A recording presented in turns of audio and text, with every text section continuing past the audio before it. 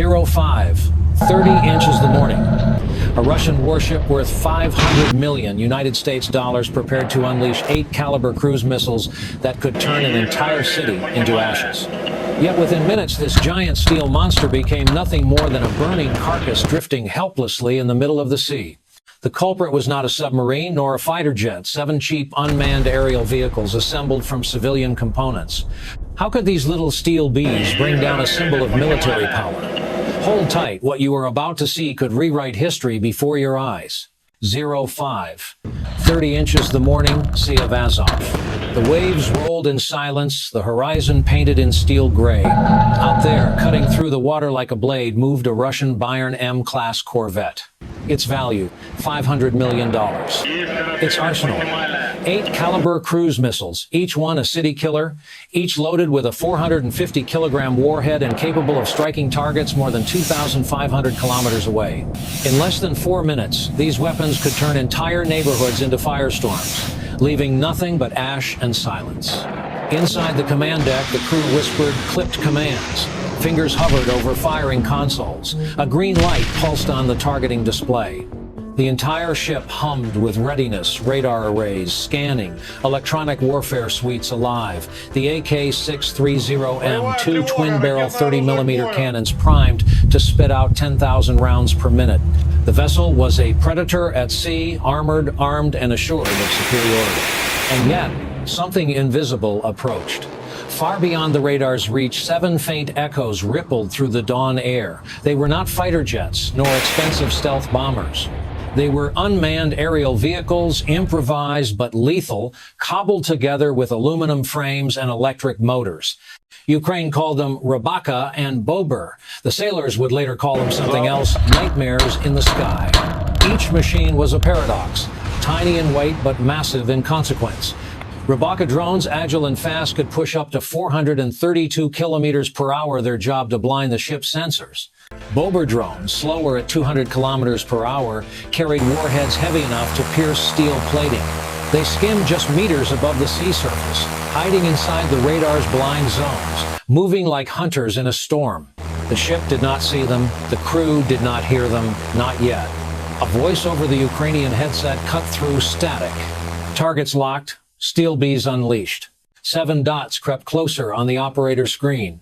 7 against a $500 million war machine. The balance of power was about to shatter.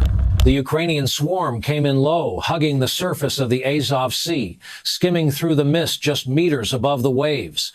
7 unmanned aerial vehicles broke into formation, black specks against the gray horizon, each one carrying the weight of a nation's defiance. At the tip of the spear were the Rybaka drones, agile machines pushing at 432 kilometers per hour, designed to cripple radar and punch open gaps in enemy defenses. Behind them followed the heavier Bobr drones, lumbering at 200 kilometers per hour but carrying devastating shape-charge warheads in their fuselages, warheads engineered to pierce through naval-grade steel plating and detonate deep inside a ship's core. Their target, the Russian Bayern M-class corvette, a $500 million warship preparing to unleash 8 caliber missiles on Ukrainian cities. In a dimly lit Ukrainian control bunker, an operator steadied his breath, eyes fixed on the glowing screen. "Take the eyes first," he whispered. "Then strike the heart." On board the Russian Bayern M, the illusion of invulnerability cracked. The Podlet K-1 radar began to twitch, overwhelmed by sea clutter and phantom echoes. A frantic shout cut through the control room. "Contact! Multiple inbound!" Within seconds, the ship's Zu-23 autocannons roared to life, each barrel vomiting 23mm shells at 2,000 rounds per minute, a storm of fire lashing across the dawn. Tracers streaked orange and white, carving burning lines through the sky. The lead Ukrainian Rybaka twisted hard left, its lightweight frame jerking violently, but the Russian barrage connected. A violent flash, then silence. Shards of aluminum rained down into the sea. 1 Rybaka gone. But 6 drones pressed forward. The surviving Rybakas and Bobrs weaved unpredictably, guided by accelerometers and live human control. Their small electric motors whined faintly, easily drowned by the thunder of Russian guns. Too low for radar to track, too fast for fire control computers to predict. The swarm shifted every 2 seconds, forcing the ship's targeting systems into constant failure. A gunner cursed above the deafening barrage. They are too small, too fast. The AK-630M2 Gatling cannons spun up, spewing 10,000 tungsten rounds per minute, but always a fraction behind, chasing ghosts that no algorithm could catch. Against the Bayern M's fortress of steel, the Ukrainian drones looked fragile, and yet their advance was unstoppable. The operator's voice, calm and final, cut across the radio. 1 down, 6 alive. The true confrontation had only begun. The swarm pressed on. The Russian Bayern M corvette unleashed its most lethal shield, the Panzer M system, firing interceptors at blistering velocity. Each missile streaked upward, carrying a fragmentation warhead laced with 200 tungsten spheres, designed to shred drones in a 10-meter kill zone. On paper, it was unstoppable. In practice, there was one flaw. The Panzer's warheads carried a 1.2-second arming delay, a safety feature to avoid self-detonation. At 432 kilometers per hour, the lead Ukrainian Rybaka covered 144 meters in that gap of time. The operator saw the launch flares, shoved the stick forward, and dove straight toward the battery. Missiles screamed overhead, proximity fuses still dormant, unable to detonate. By the time they were armed, the Rybaka had already slipped beneath them. A second later, the drone leveled out at 5 meters and locked onto the towering Podlet K-1 radar, the ship's long-range eyes. With a final thrust, it slammed into the array. The shaped charge detonated, crushing a copper cone into a hypersonic jet. The beam tore through panels, processors, and operator stations. Sparks cascaded, screens went black, the Podlet gone. Before the crew could recover, the second Rybaka banked in, its lightweight body weaving past tracer fire.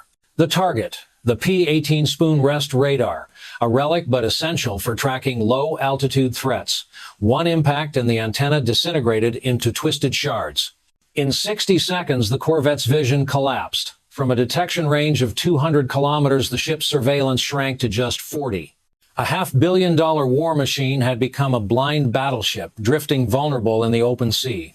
Desperate, Russia unleashed everything. AK-630 Gatling guns spewing 10,000 rounds per minute, 400-watt jammers scrambling frequencies, clouds of metallic chaff filling the sky. Yet the drone shifted course every 2 seconds, slipping through defenses, mocking billion-dollar systems with hardware built for pennies. The Predator was blind, the steel bees still swarmed. The Russian Bayern M corvette, already blinded by the loss of its Podlet K-1 and P-18 radars, staggered in confusion. The crew scrambled to reboot systems, voices overlapping in panic, but the swarm pressed closer. 2 Ukrainian Bober drones, slower but carrying devastating payloads, locked onto their final approach vectors. The first Bober skimmed the waves, then climbed, its camera locking onto the ship's towering main radar mast.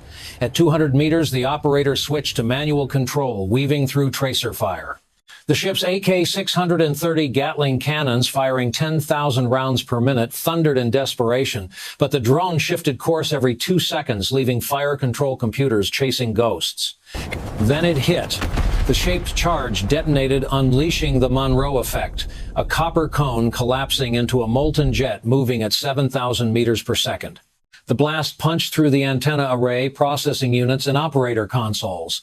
Circuits vaporized. Screens went dark. Every communication channel died. The Bayern M's electronic brain was gone in an instant. Seconds later, the second Bober descended on the port side, aiming directly at the Caliber missile magazine. The impact was surgical. The warhead ripped into the compartment where fuel lines, hydraulic pumps, and safety interlocks converged.